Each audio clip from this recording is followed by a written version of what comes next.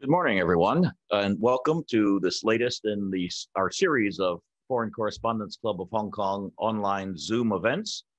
We've got something a little bit different this time for you. I'm Keith Richburg. I'm the president of the Foreign Correspondents Club, and I'm very, very happy to be doing something unusual, which is to be seated here at the club with one of our guests, Dr. Shan, who I'm going to introduce in just a moment here. The launch of the new Bauhinia Party last year really stirred a lot of interest in Hong Kong because it was the first time a new political party was formed. And some people were even asking, why do we need a new political party? So I think we're going to find that out today.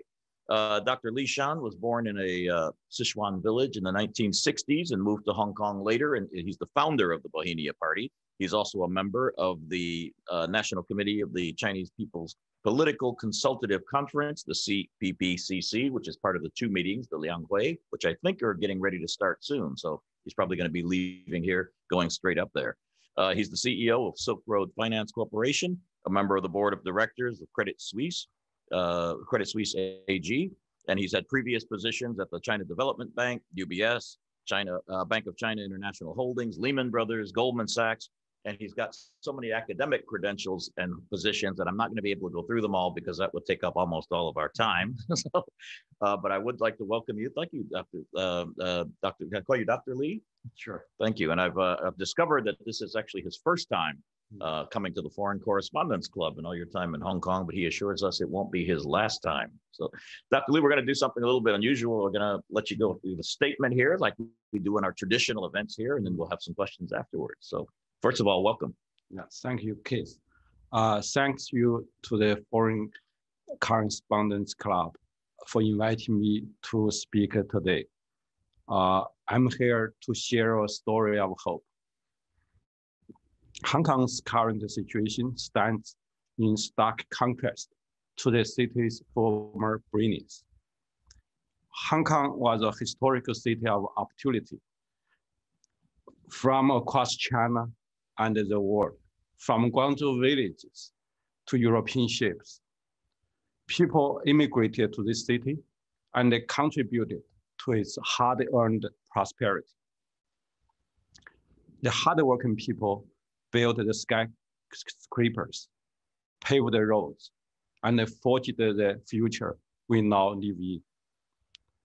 As a bridge between East and West, Hong Kong was thriving and exemplary. We made up a quarter of China's GDP, and we have some of the world's best public systems, leading infrastructure, and the freest markets. We were the greatest city in Asia. But then our light began to fade, and the darkness of a faltering future spread.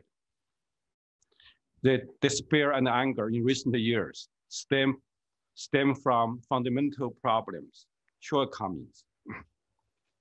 Millions have marched on the streets in frustration against the inadequate and out-of-touch governance. Hong Kong has inequality so great, housing so unaffordable, and opportunity so lacking for most people that a growing despair was inevitable. Just think, the average Hong Kongers will work for decades and they still be unable to afford their own home. While our city's decline is not unique, our current governance system has failed to serve the people well, leaving the issues to fester and more to be desired. Where are the strong leaders we need to tackle Hong Kong's challenges? Who can restore hope? The silver lining is that in darkness, there is opportunity for an even brighter future, brighter night. This is like the philosophy of yin and yang, where opposites are complementary and can give rise to each other. Think of the two Italian cities, Venice and Florence, centuries ago. Venice was a peaceful and stable city with great wealth. Florence was an equally wealthy city, but struggled with fierce political rivalries. However, as philosopher Bertrand Russell wrote, while societal stability is essential, instability leads to significant progress in greater art and thought. So it was Florence that progressed more because it had to. It had to innovate and develop new thinking in response to this deep internal divide.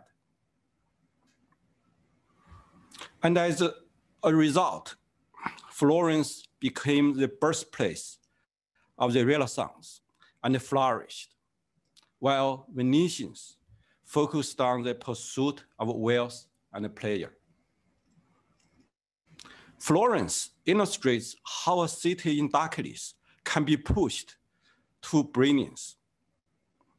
Hong Kong used to be like a Venice, but today, Hong Kong is where Florence was. Many of our present problems were festering just beneath a peaceful facade. And as this problem surfaces, we must join hands and seize the opportunity to build a brighter future. In this darkness unfolds the story of a group of people who love this city. Members of Bauhinia Party intend to take a stand for what is right and enact change. I'm just one of these members. I came to Hong Kong in early 90s as a young man working in finance. At first, Hong Kong was just another workplace for me, as in New York and London. However, I grew to love the city and decided to settle down and raise my children here. Hong Kong became my home, just as it did for many generations of immigrants. My commitment to Hong Kong fostered me a desire to contribute to this city, which I tried to do through my finance career and work in the central policy unit of Hong Kong government. However, my story was that of too many in Hong Kong. I was passive. Today's darkness challenges us to think deeper and take action. Progress is never achieved passively.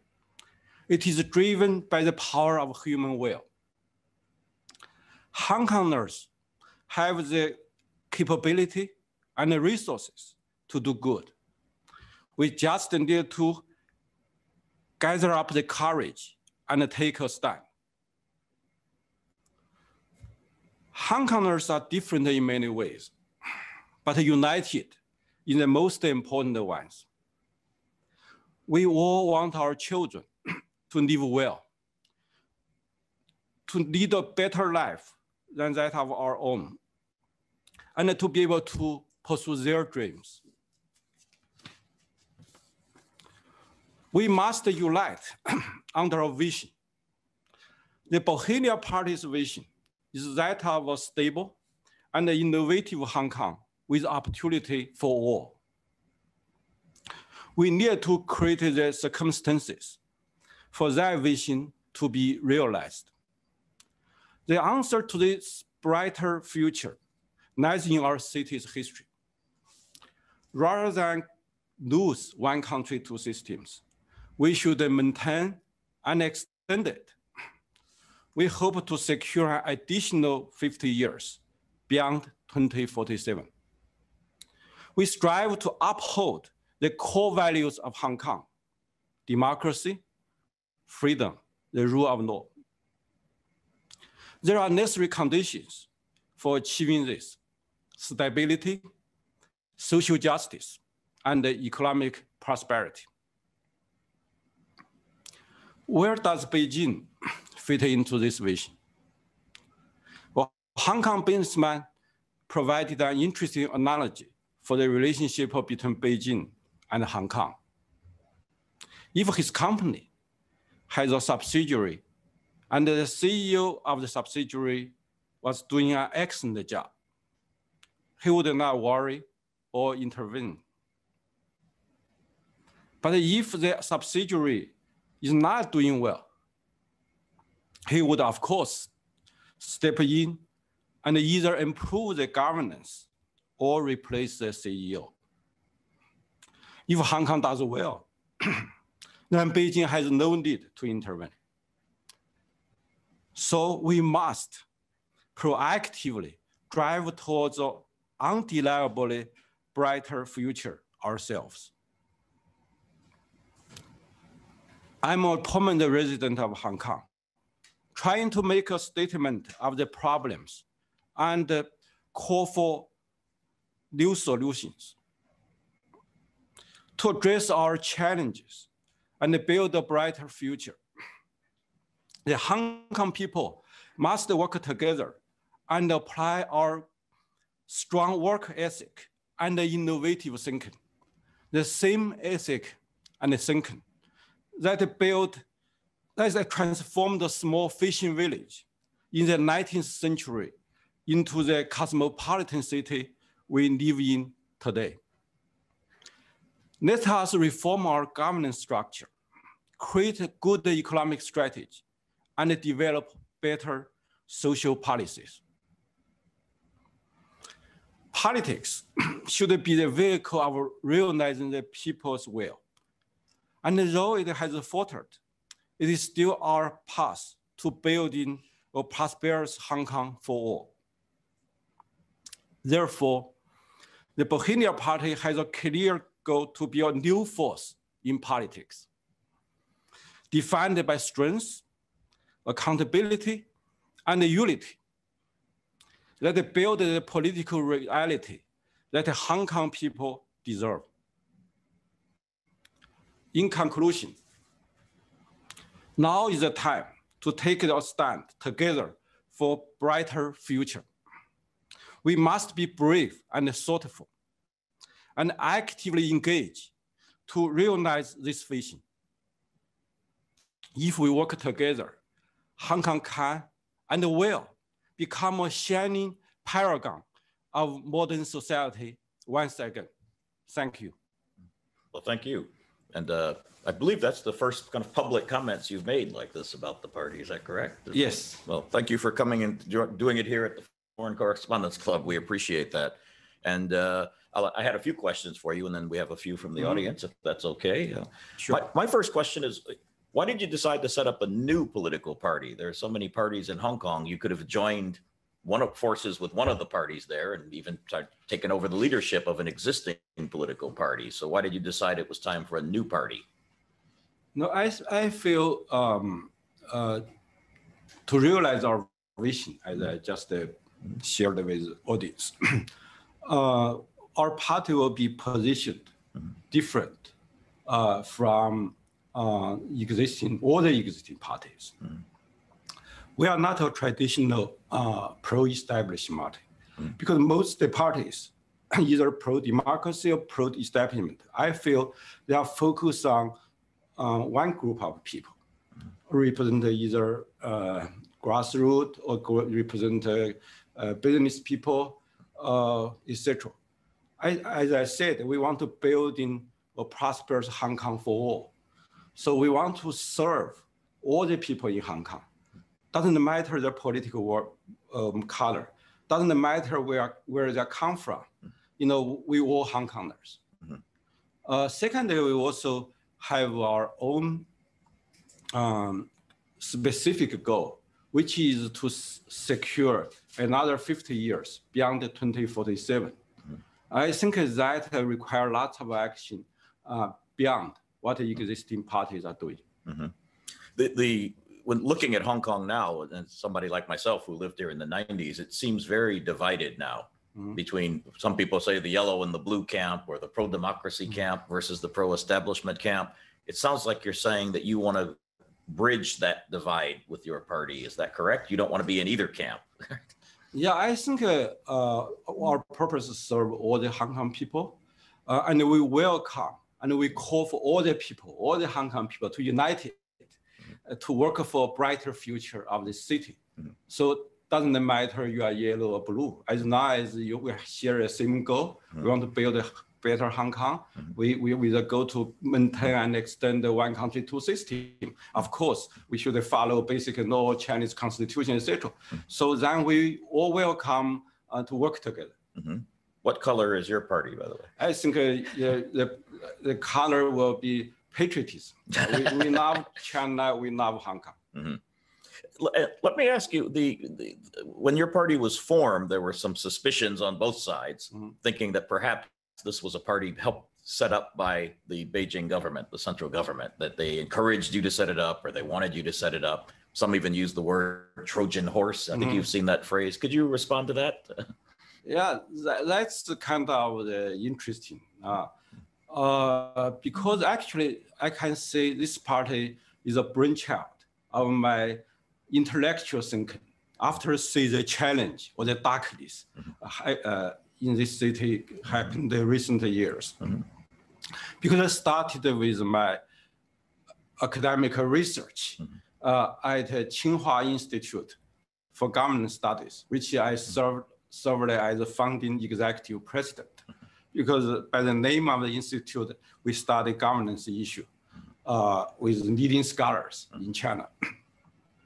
So naturally, when Hong Kong has darkness, I was thinking about how can we emerge from darkness, get a brighter future. So I started to study the history of Hong Kong, study Hong Kong's political system, because I'm, to be honest, very naive to Hong Kong politics. I'm a, professional banker. I have never focused on Hong Kong politics. So because what happened, I started to think about issue. I studied Hong Kong's political party. You just asked me that question: how they believe, how they behave, what's their principle, etc. And of course, more importantly, Hong Kong's reality. So I feel there is a need to have a new political force in this new era of Hong Kong to build a brighter future. So I began as purely academic discussion at the institute at Tsinghua University. Afterwards, I published my speech at the university at the Xin Bao, Hong Kong Economic Journal. So that drew their attention from readers. So some people say, do you want to create a party? So then I see there is a demand. There are people who want to work together for a brighter future for Hong Kong. So for that reason, we start to get a group of people, very small group of people. We have the exact number has 13 members, founding members. On a boat. On a boat, March 1st, just coming soon for our anniversary, right? So that's exactly what happened. So it's purely out of our love to Hong Kong and also, to be honest, worry about what's going on here. We want to contribute. Well, some of my historian friends have told me that the Communist Party of China was founded on a boat 100 years ago by 13 people. Is that a coincidence? Or? Yeah, I think because the COVID-19, right? To get a group of people together. So I did to a big boat. That's the best place, first of all. Second, the number 13, that's a coincidence. Actually, we had more people, more than 13 people get on the boat. We debated the manifesto of the party. 13 people fully agree, the sign. So that's a coincidence, but I think an interesting history. 13 is unlucky in English. I don't know if it is in Chinese or not. No, in Chinese, in Buddhism, 13 is a very lucky number. Aha, okay.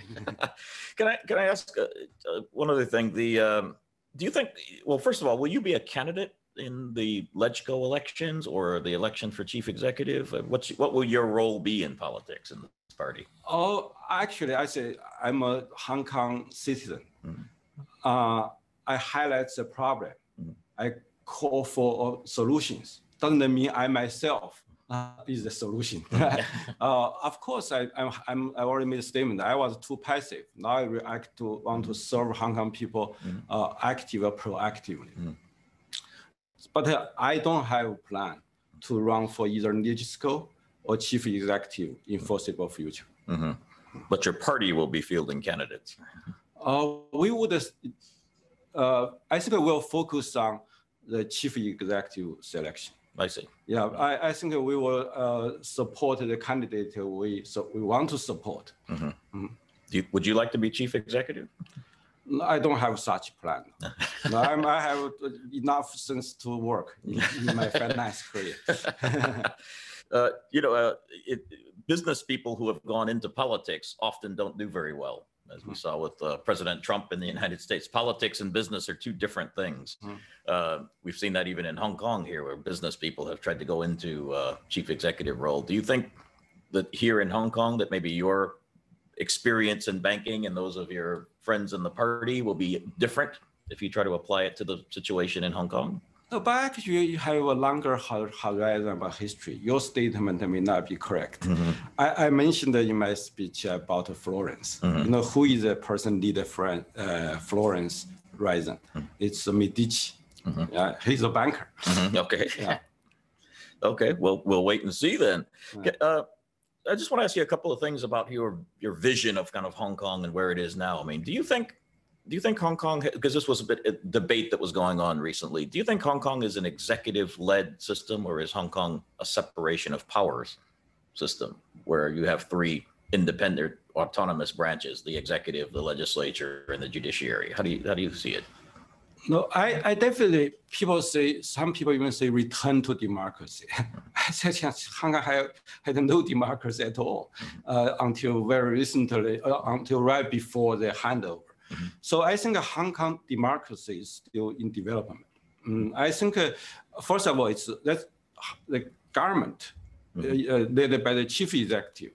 That's the most important. That's the driving force. That's also I think, main reason I say that our party will focus on the government, focus on chief executive election. So, but that doesn't mean we don't need other political force or organization. So I think the Hong Kong democracy is still in development. I really want to see this city to really become a shining model of freedom, democracy, and the rule of law. But that requires not just to continue what we have now. We need to learn from the history, learn from the both West and the East, and even have some, in this era of technology, we can have some innovation to create some unique governance system, which fits the best for the city, which means serve the people here best. But do you think the LegCo, for example, should act as a check on the executive in a check and balance system, or should it be there to implement the policies put in by the executive? No, of course not. Of course there is a check and a balance. Yeah, why you set up? If it's just the implement, they should be part of the government. So I think actually I published the article. I proposed certain changes in the legislative structure. Right? Yeah, because you mentioned in your statement just now, you talked about reforming the government structure. Yeah. I was curious what other reforms you might have in mind. What works and what doesn't work. Yeah, I think, as I said, we just quit this party. I was a layman in Hong Kong politics. I start to learn, but I think I'm a good student, and I'm not just alone. We have a party. So I think we will be very proactively to study how to reform the governance system, include the government, include the legislature, We and include other social economic organizations.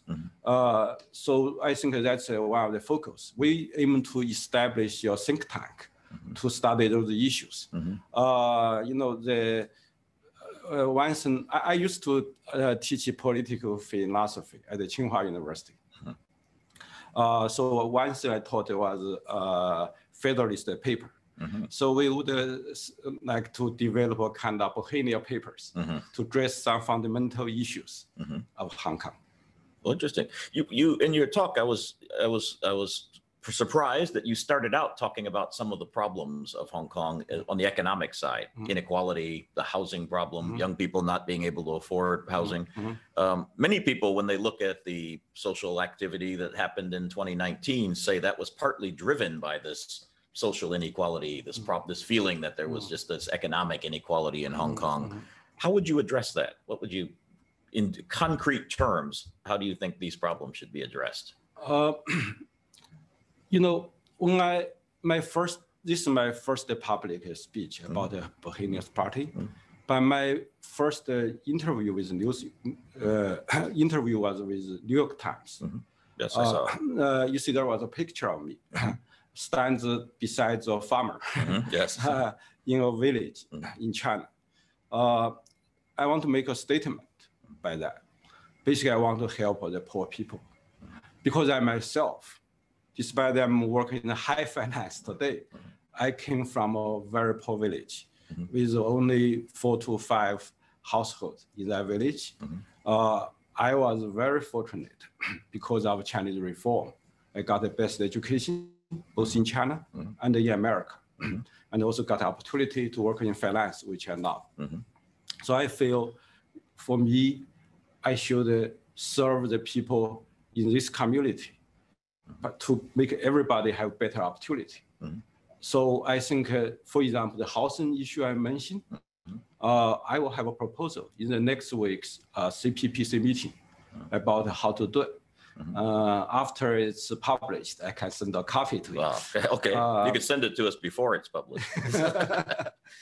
I'm still working. Actually, right after this speech, I'll go back to my office. Today is the day now. Okay. To submit the proposal. Okay. So this will be submitted in Beijing to the CPPCC? Yes. Oh, great. Anything else you're planning to submit there that would help Hong Kong or relate to Hong Kong?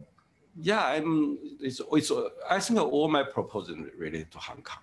I'm really focused. Before, as I said, I know very little about Hong Kong because I think it's kind of interesting. It's good, actually. After you create a party, you get a group of people who all love Hong Kong, came together to discuss Hong Kong issue. I feel my knowledge about Hong Kong increased rapidly, and my desire to serve this city, and even my confidence increased significantly. So I saw all my proposals for CPPC meeting this year will be about Hong Kong. I hope that can bring certain change. And you think the top issue is housing? Housing is clearly one of the top issues for Hong Kong, but there are also other issues. Even the the thing which we really actually the foundation of Hong Kong is a financial center. I think on this kind of thing, we still also have a challenge. For example, last year, I proposed Hong Kong to build a new exchange using blockchain, digital currency, etc. I think Hong Kong has to keep on innovate, both economic and political systems. We cannot say, always think about good old days. The world changed. What's your view of the Greater Bay Area initiative and Hong Kong's role in that? Is that Hong Kong's future to be part of the Greater Bay Area? I think the Greater Bay Area certainly offer Hong Kong opportunity. I think compare Hong Kong and Singapore, the biggest advantage of Hong Kong is to have a big inland market. But the closest one, actually a very prosperous one, is Greater Bay Area. So we should integrate, to take advantage of it. But one thing I worry about, if we don't do well, we be marginalized, play a complementary rather than leading role in the Greater Bay Area. I think Hong Kong should keep on on reforming itself to develop, as I said, economic prosperity, social justice, et cetera, to make this place the shining example for the Bay Area, actually for entire China. Some people would say that Shenzhen has already surpassed Hong Kong in certain fields, for example, innovation, fintech. They say for startups, Hong Kong is not very amenable. If you want to do a startup, it's easier to do it over the border. What's your view about that? That's probably true. That's a fact, right? But, you know, I'm an economist, always think about the comparative advantage. There is no city you are best in everything. And we should think about, we are, at the end of the day, we are a very small place in terms of population, in terms of land. But we are unique. I think we made a unique contribution for China's, you know, successful economic opening up and reform. I think we are still unique because one country, two systems. This is the only place we can benefit from the one country's the biggest market or one of the largest market in the world. At the same time, we have the rule of law, the tradition, the people, the international center, etc. I think by, you know, as I said in my speech, we have the resources, we have the talents. All we need is we get united, focus on issue. I'm quite confident we will do well. You know, because some people will say that Hong Kong's competitive edge as it was growing was the fact that the people spoke English. They were kind of, you know, part in the West, but also connected to China. But now if they become part of the greater Bay Area, and some people say it becoming more of a mainland type city, becoming more of a Chinese city, they might lose that connection they had that made it a bridge between East and West. Do you think that's a concern or not? No, I think it is a concern. That's why I emphasize my party want to maintain the one country system. One country, two system is not just a slogan, which means what's the two system? The two system is Shenzhen is a socialist system and Hong Kong is a capitalist system, right? Even President Xi said that we want to develop a good socialist system in mainland China and develop a good capitalist system in Hong Kong. That's what we strive for. We cannot become a socialist city. What do you think it means, this phrase, patriots ruling Hong Kong? What do you think they mean by that? Lots of discussion. I think, of course, any country for people, for their leadership, they have to be patriotic. I don't think that's something near to debate. I actually is more focused on basically for the patriot people are patriotic should. I forget how the official code of the Chinese leader, but basically they say the patriotic people should rule or govern Hong Kong. So I'm still focused on governance. I think I truly believe most people, most are patriotic. I don't think that's a major issue. The issue is governance. Not patriotic is a necessary condition, not a sufficient condition to govern Hong Kong well. So that's what my party is focused on. We want to become a platform to attract and to train, to develop, and to recommend the people with governance talent to serve Hong Kong. That's a good time to give you one question that came in from one of our FCC members and former member of LegCo and a former journalist named Emily Lau. I think she had the first question to pop in because it tracks with what you were talking about. She says, many people in the pro-democracy movement believe that they are patriots, but they are worried that they will be disqualified from serving in the district councils and the LegCo. Do you think Beijing intends to engineer a new political system in which the pan-democrats will be basically eliminated? I don't have any specific knowledge more than what one of us, like the Amy herself. But I do believe Beijing will welcome all kinds of talents who love this city and love China, and they want to contribute. I don't think they have a very narrowly defined criteria to select the leadership. And you don't think they're trying to engineer a new political system to reduce the power or reduce the number of pan-democrats? For example, they're talking about changing the the geographically elected constituencies, perhaps. I've even heard that there's a proposal to allow Hong Kongers living in the mainland to be able to vote in Hong Kong elections. No, I'm sure there will be change, but I hope it change for better. I don't know the details. Mm-hmm. And a couple of other things I wanted to ask you about. First of all, do you think there'd be any kind of conflict or suspicion because you are a member of the CPPCC that people would think that you're basically going to be carrying China's policies into Hong Kong and not necessarily reflecting Hong Kong's policies into China? I think China's policy to Hong Kong is one country, two systems, right? China is when we say one country, two system, right? This is Hong Kong is part of China. I don't see any China want Hong Kong to against Hong Kong. I don't see it. Yeah. But to be honest, yes. But of course, that's their intention. I think Chinese government definitely want to see one country, two system do well here. But how to make it do well? It's as I said, we Hong Kong people have to work together to make an undeniably brighter future. So there is no need for people to tell us what to do in details. But China lately, especially since 2019, has been telling Hong Kong a lot more what to do. They've been interpreting some laws before the courts here can rule. They imposed the national security law on Hong Kong because Hong Kong couldn't do it itself. Don't you think China basically is taking a lot more direct control? As a sovereignty, of course, they have a responsibility for the city. When things doesn't do well, what happened last 2 years, nobody is happy, right? I think given that circumstance, given inability of some of the either our system or our leaders who cannot provide a good solution, so China's sovereignty has a responsibility to step in. But as I said, it would be much better if we can handle this problem. For example, the national security law. We were offered the opportunity to do such as ourselves, but we couldn't do it.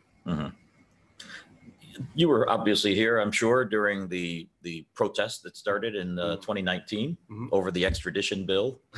1 million people marched in the streets, they say, and then a couple of weeks later, 2 million people were in the streets. Do you think that could have been resolved differently? No, to be honest, at the beginning, I was very ignorant. My time staying in Hong Kong that time, just before COVID-19, I can travel freely. I'm board member of Credit Suisse. I'm on the advisory board for MIT as well as Harvard. So I travel all around the world. So when I start to pay attention to this, things already get out of control. Given that, I was just wondering if you have any views of... No, but let me finish. Sure, yeah. Okay. I just thought rather than how to control the situation better, what I was thinking about, what's the cause of the problem?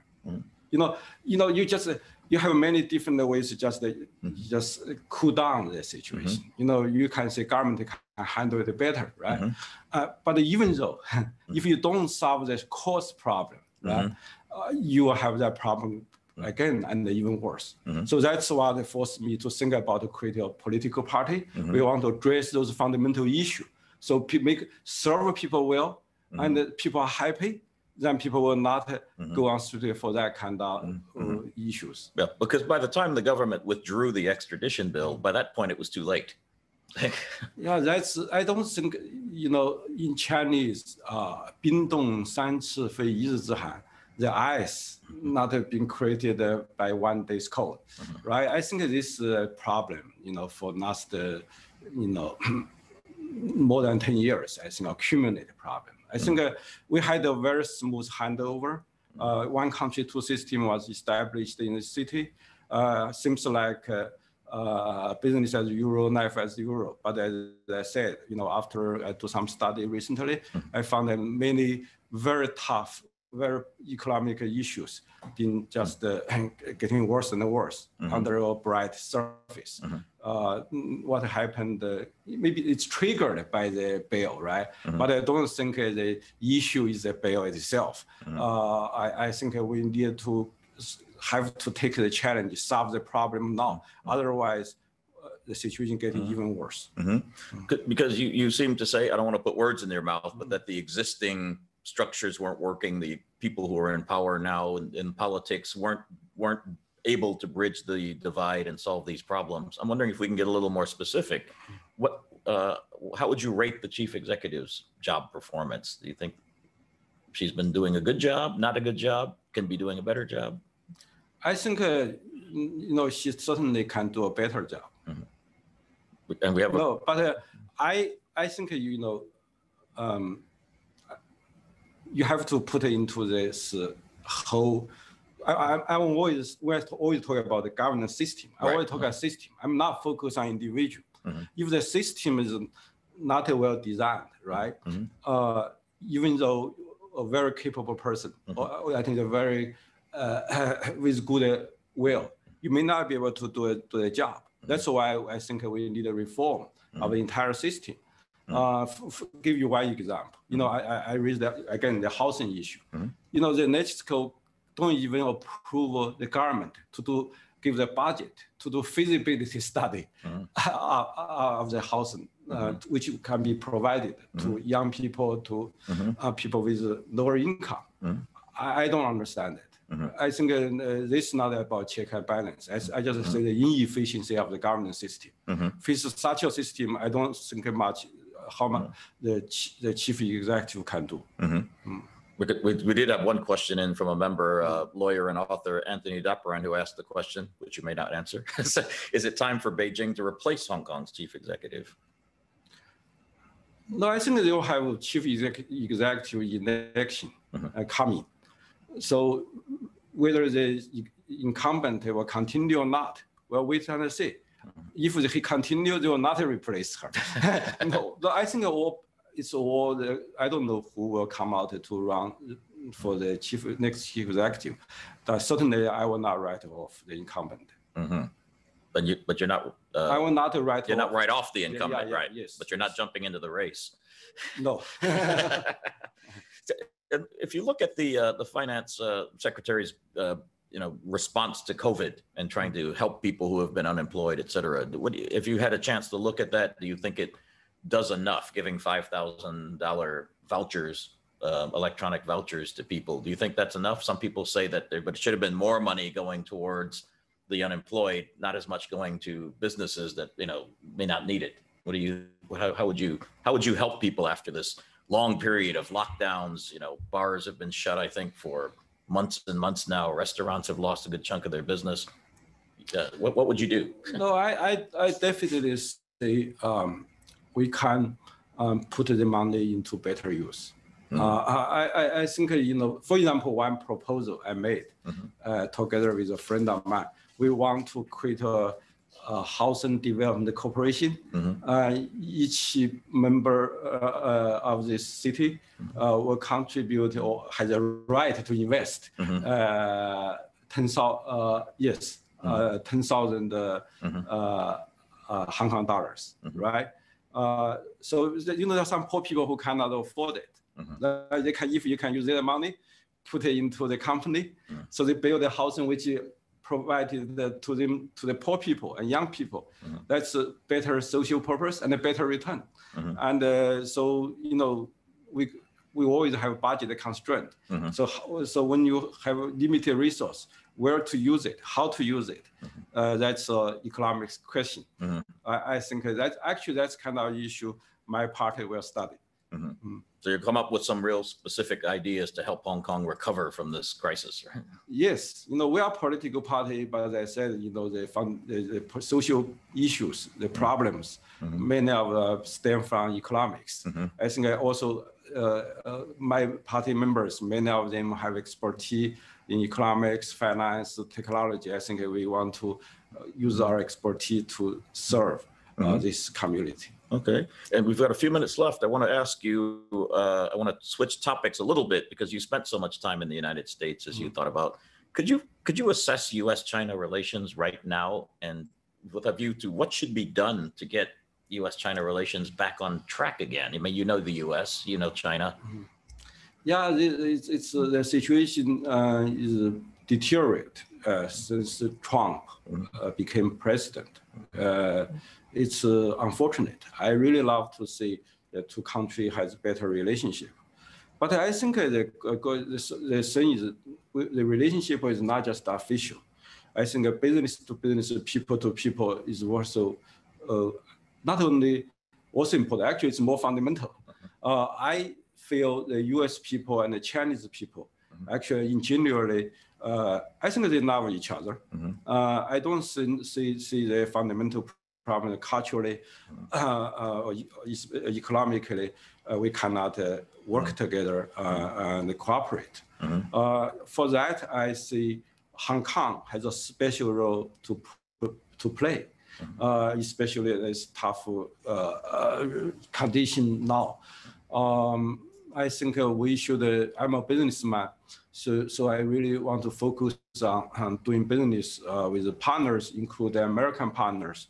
For example, my company, I'm the CEO of Silk Road Finance Corporation, but my chairman is American, also a leading Wall Street banker. I don't see any problem to work together. I think we focus on what we can do to contribute.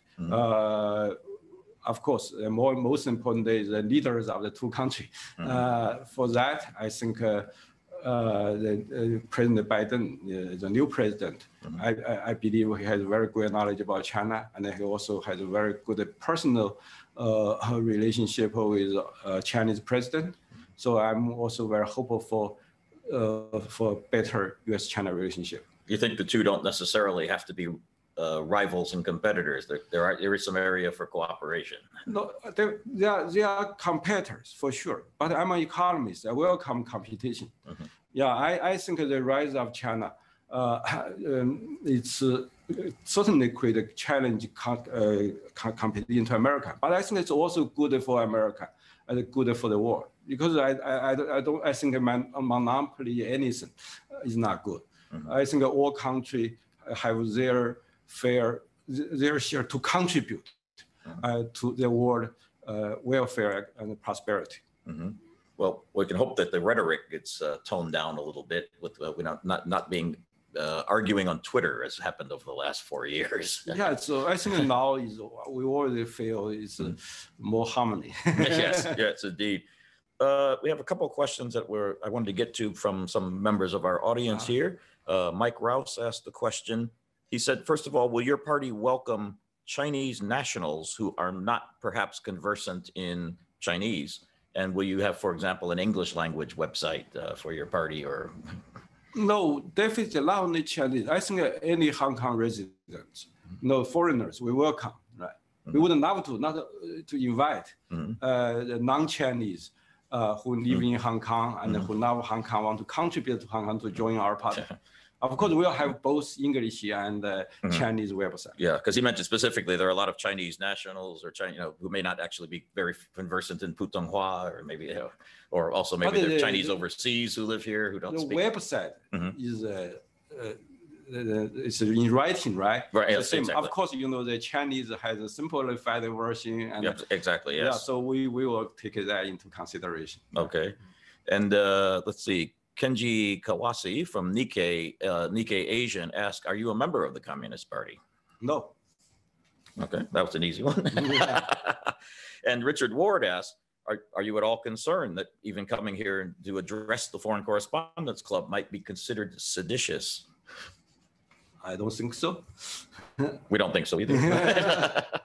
Well, thank you for that one. And so you're going to soon to Beijing, correct? And you're going to participate in the two meetings. Yeah. And then what happens? You come back and you start working on the party here. You start working on the think tank. Yes, our party, I said, we will build a think tank. Actually, last week I went out to look at the space, and most important, I need to raise money. Okay. We to rent an office, to invite a good research fellow to join. So you're just building it now from scratch. Yeah. Okay. Yeah. Where will the space be? Do you think? Will it be in Central or at a university? No, I would love to, but the question is whether we can afford. I see. And what kind of budget do you have for the for the party and the think tank? Where's the money coming from? No, we have to raise money from party members and from people to support us. So it'll all be donations? Yeah, we would love to have a donation really for people who support our vision. It's going to be difficult in this environment, right? Because businesses are, losing money. Yeah, what we are doing is not easy. Yes, it is not easy at all. Well, this has been fascinating. It's been an interesting talk. I just want to get a little bit more of your background. When were you born? What year? What year did you move to Hong Kong? You mentioned that you were born in a very poor village, but then you had this opportunity to get an education. Can you talk a little bit about your journey? Sure. I born in 1963. A small village in Sichuan province. Chongqing used to be part of Sichuan. Yes. So in 1981, that year I took the national entrance exam to go to college. That time, Sichuan has more than 100 million people, the single most populous province in China, definitely in the world. There one student will be chosen to go to Tsinghua University to study economics. I was chosen. So that changed my life. You were chosen out of how many? The population over 100 million people. And you were chosen? Yeah. Out of that, why were you chosen? China is purely meritocracy. Okay, purely on test results. On test results. Okay. I was very fortunate. That really changed my life. So I always talk about Tsinghua. I think Tsinghua changed me. Yeah, and also, of course, afterwards, I went to United States. I got my PhD economics from MIT. My sister supervisor was a Nobel Prize winner, so I get the best education in economics. And then actually my first job was at Credit Suisse. That time called CS First Boston. I only worked 6 months before Goldman Sachs hired me away to build their China research from scratch. But after a quarter of century, I got a call from Credit Suisse board to invite me to become the first Chinese board member. At the Credit Suisse. Wow. I really feel honored. And do you ever go back to that village in Sichuan? Of course, every year. I still have relatives there. What's it like now? Now still, no, actually the place where I was born, the village, the village I was born, I went back there. It's no longer exists. Oh, whatever. Yeah, the people. They were relocated? Yeah, relocated, right? So I can only go to see that place. My mom told me that's where you were born. Yeah, but also because my father also, his family also in a village not far away from where I was born. So I went to my father's village. They still have many poor relatives live there, but their life today is much, much better than 30, 40 years ago before Chinese reform started. So I really think as an economist, I really admire and also Chinese to be proud of the rise of China. Interesting. And why did you choose banking and finance when you had this opportunity?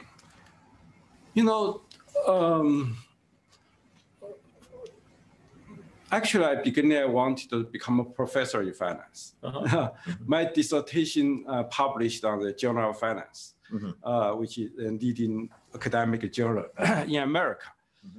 Because of my language problem, I somehow feel I'm very not good at learning language. Even my English, compared to people who had the same experience with me, is not as good. And also I've been in Hong Kong so many years. I don't understand Cantonese. I think partly because of my ability, serious. So even though, because I had such a good dissertation, so all the top US universities invited me to become a professor. But at the interview, they couldn't understand my English. My English was much worse than today. It's better than my Chinese. So I couldn't teach. I just do it. So I went to Wall Street. Okay. What was your dissertation topic? Oh, I basically, there are two Nobel Prize winning theory in economics or finance. One is the theory of reform by Coates, Professor Coates of Chicago University, and also Modigliani-Miner theorem. It's about the financial structure. Historically,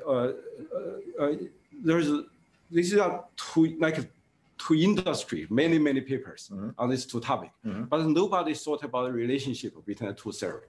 I believe I'm the first economist to build a theoretical bridge between the two theories. So the title of this research paper is called A Theory of Corporate Scope and the Financial Structure. Ah, okay. Yeah. Interesting. And two more questions. First of all, tell us something about your personal life. Married, children? What?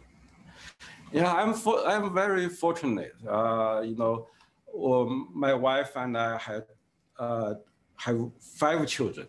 5 children? Yeah. Oh. 3 boys, 2 girls. Any twins in there? No. No. Yeah. 5 in a, what ages? Yeah, range from 17 to age 30. Oh, wow. Okay. Yeah. And there are, so, some of them are out in the workforce then. Yes, 2 already graduate work, and 3 still in school. Okay, it's a big family. Sure. And the final question we ask everybody who comes into our space, can you recommend something that you are reading or something that you've read recently that our members might enjoy? Oh, yes, because as I said, I'm a layman in politics, but now I created this political party. So I recently read the autobiography of Lee Kuan Yew. I found it's very fascinating. Autobiography of Lee Kuan Yew, huh? Yes, Lee Kuan Yew, yeah. Actually, what the challenge he faced in early 1960s, in a way, it's quite similar to what the Bauhinia Party or I myself facing today. For example, he doesn't speak Chinese. Secondly, he just overseas returned students from Cambridge University. He had 0 political experience. He quit a new party. And the students get on street to protest. Yes. And what's kind of social problem. And but he takes that challenge opportunity to build his party and then lead this country, become a shining success for model in Asia. So as something, we can learn from his experience. He became the father of modern Singapore and stayed on for a couple of decades or more. Yes. Would you have that ambition for Hong Kong? You could be my party certainly has this ambition. We want to make Hong Kong a shining paragon of modern society, not only for China, but for the world. Okay. And beat Singapore? No, we will. As I said, I'm an economist. I like competition. Well, Dr. Lee Shan, I want to thank you for coming to the Foreign Correspondents Club. You're always welcome here. I hope to see you back quite often. And perhaps when we do live events here, you can come back again and talk to us later on. Yeah, thank you. My pleasure. Thank you very much. I don't think we should shake hands but we can. All right, good. Thank you very much. Thank you. Thank you.